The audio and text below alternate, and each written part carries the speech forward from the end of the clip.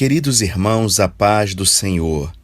É com muita alegria em nosso coração que nós estamos aqui mais uma vez para dar continuidade ao comentário bíblico sobre o livro de João.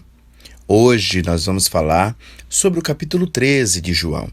Eu me chamo Pastor Otoni, estamos cooperando na obra do Senhor ao lado do Pastor Antônio, aqui em Teresina, Piauí. E o nosso comentário bíblico hoje vai trazer grandes lições para o alimento espiritual da nossa alma. O capítulo 13 de João, o contexto mostra que Jesus estava muito próximo de se entregar ao ápice do seu ministério.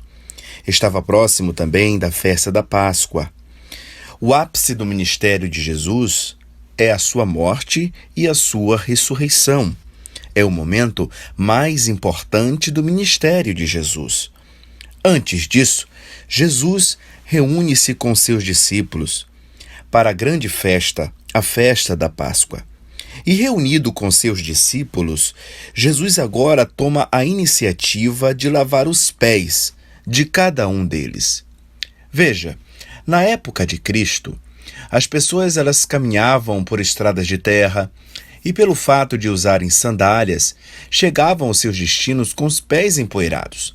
Por isso, assim que um visitante estava numa casa, vinha então um servo, caso houvesse algum ali, é claro, para lavar os pés daquele visitante. Tal costume é lembrado, inclusive, no livro de Lucas, capítulo 7, do versículo 36 ao 50, na casa do fariseu. Não houve quem trouxesse água para lavar os pés de Jesus. Então veio uma mulher e lavou os pés de Jesus com as suas lágrimas e enxugou com os seus cabelos. É importante observar o contexto de João 13, que os dias que antecediam a festa eram de rigorosa purificação, tanto dos corpos quanto das casas. Isso você pode ver em João, capítulo 11, o versículo 55. Na véspera, os discípulos se puseram à mesa da ceia com o mestre. Aparentemente, queridos, tudo estava certo, mas aqueles homens estavam com os pés sujos. E isso era incoerente com a pureza requerida pela ocasião. Todos poderiam estar adequadamente vestidos, mas os seus pés estavam sujos. E Jesus sabia disso. O Mestre, irmão, sabe das nossas impurezas, dos nossos pecados, das nossas culpas, por menores que possam parecer. Ele não faz vista grossa. Ele não faz vista grossa com a sujeira, como se ela não estivesse lá. Mas ele deseja ardentemente pela nossa plena purificação. Enquanto estivermos com os nossos pés nesse mundo pecaminoso, precisamos estar em constante purificação. Sabe, queridos, mas o que me desperta a atenção é que mesmo Jesus sabendo que Judas estava com o seu coração disposto a traí-lo, a ponto do próprio diabo intensificar esse desejo, Jesus ele não se esquivou de lavar os pés do seu traidor. Jesus cinge-se com uma toalha, pega uma bacia e agora vai lavar os pés dos seus discípulos. Sabe, irmãos, mas o texto fala que quando Jesus se aproxima de Pedro, ele não compreendeu o que o mestre estava fazendo naquele momento. E Jesus disse no versículo 7, "O que faço, Pedro? Você não compreende agora, mas você vai compreender depois." Sabe o que eu aprendo com isso, irmãos? É que quão grande é a mensagem que é passada para nós nesse texto. Aprendemos aqui que muitas vezes ficaremos sem compreender o agir de Deus. Quando nós queremos respostas imediatas, Jesus vem dizendo assim para nós, olha, só depois. Você não compreende agora, você vai compreender só depois. Sabe, talvez você esteja vivendo momentos assim. Momentos em que você esteja precisando de respostas. Momentos em que tudo o que você precisa é compreender o que está acontecendo na sua vida. Mas saiba que como o Senhor está agindo na sua vida, embora você não compreenda agora, mas depois você irá compreender. Sabe, a pergunta que fica é: seremos capazes de obedecer mesmo sem compreender? Seremos capazes de crer no agir dele mesmo sem respostas imediatas?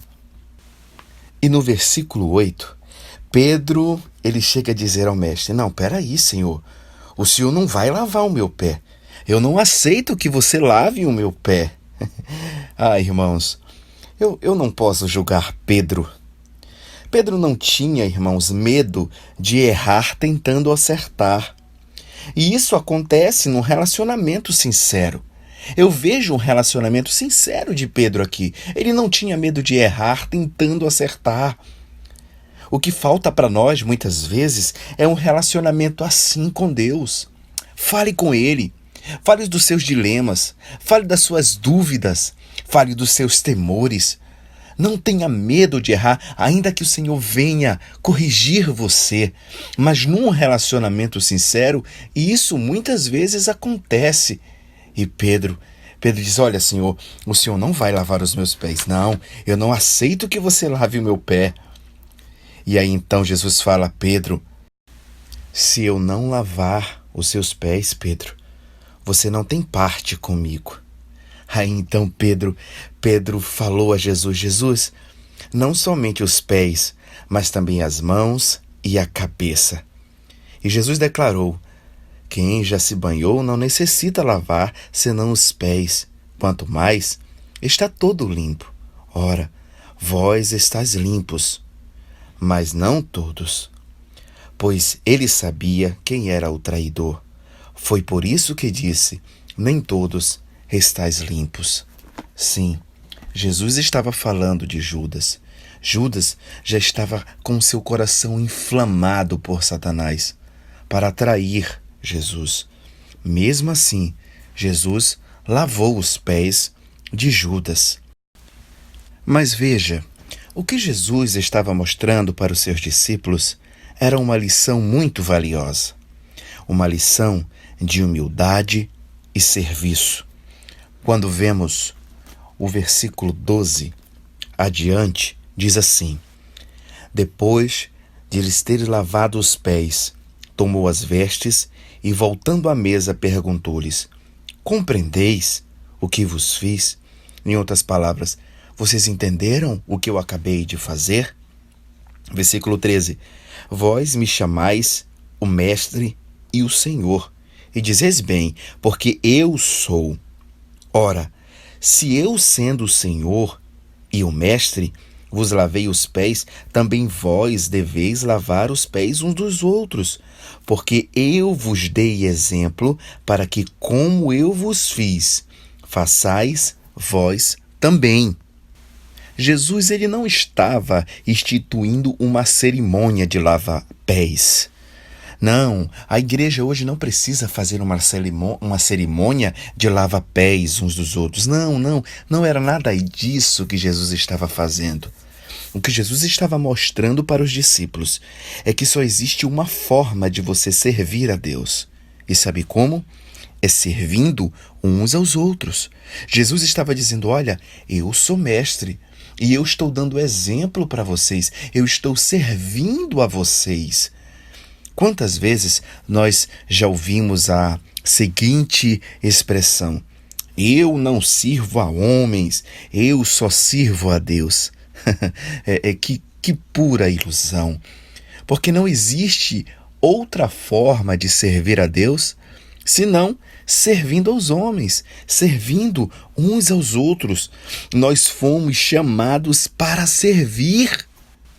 O versículo 17 diz: ora, se sabeis essas coisas, bem-aventurados sois.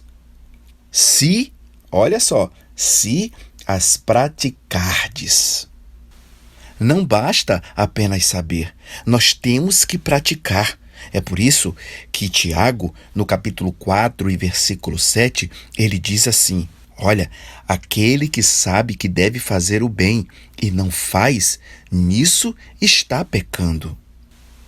Isso implica, meus irmãos, em fazer o bem a todos, servir a todos, não somente a quem nos faz bem.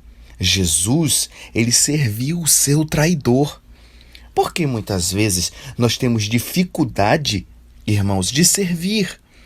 Porque nós esperamos e queremos servir somente aquele que nos serve. Nós queremos amar muitas vezes somente aquele que nos ama. Veja, por isso que o mundo chama esse evangelho de loucura. E verdadeiramente é loucura para os que perecem, mas para nós é o poder de Deus. É assim que nós somos sal nesse mundo. É assim que nós fazemos a diferença nesse mundo. Quando você serve aquele que não merece. Quando você serve aquele que fala mal de você. Quando você faz o bem para aquele que te quer o mal. Isso é o evangelho, irmãos.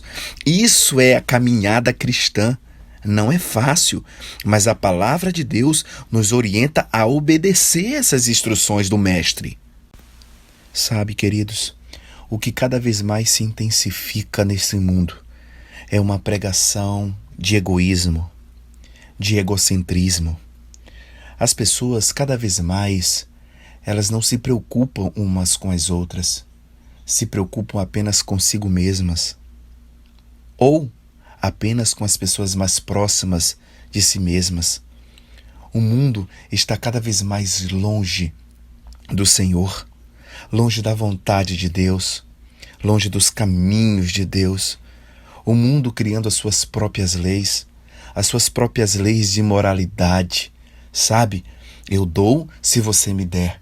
Se você não me der, então eu também não vou te dar. Irmãos, nós somos sal, nós somos luz, nós somos diferentes. Nós não podemos deixar que o curso desse mundo venha mudar a nossa mente, irmãos. Nós temos que ter a mente de Cristo.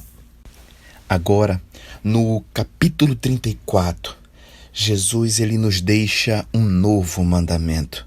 Que palavra maravilhosa! O versículo 34 diz assim: Novo mandamento vos dou, que vos ameis uns aos outros, assim como eu vos amei, que também vós ameis uns aos outros. Que palavra maravilhosa! Jesus estava dizendo, olha, vocês precisam amar uns aos outros assim como eu vos amei. Eu não fiz acepção de pessoas. O meu amor é incalculável. Vocês precisam amar uns aos outros e seguir o meu exemplo. Eu dei exemplo a vocês.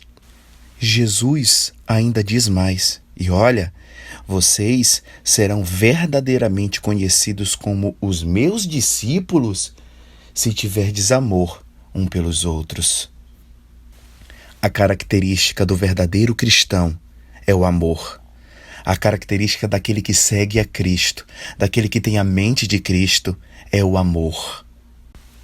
E amor não é sentimento, amor é decisão.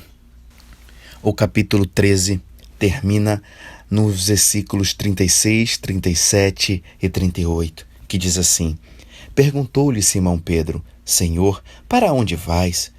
Respondeu-lhe Jesus, para onde vou, não podes seguir agora, mais tarde, porém, me seguirás. Replicou Pedro, Senhor, por que não posso seguir-te agora? Por ti darei a própria vida. Respondeu Jesus, darás a vida por mim? Em verdade te digo, que jamais cantará o galo antes que me negues 3 vezes. Jesus estava dizendo a Pedro, Pedro, você ainda não se conhece, Pedro, mas eu te conheço e te amo, mesmo sabendo que você vai me negar, mesmo sabendo que você irá me trair também. Sabe o que eu aprendo com isso, irmãos? É que Jesus ele já conhece todas as nossas probabilidades de erro. Ele sabe até mesmo quando vamos cair, mas ainda assim está disposto a nos amar e nos erguer novamente. Que maravilha! Queridos, que mensagem poderosa o capítulo 13. Que Deus abençoe a sua vida, que Deus abençoe a sua casa. E amanhã estaremos aqui mais uma vez para comentar o capítulo 14 do Evangelho de João. Que Deus te abençoe e até amanhã, se Deus assim permitir.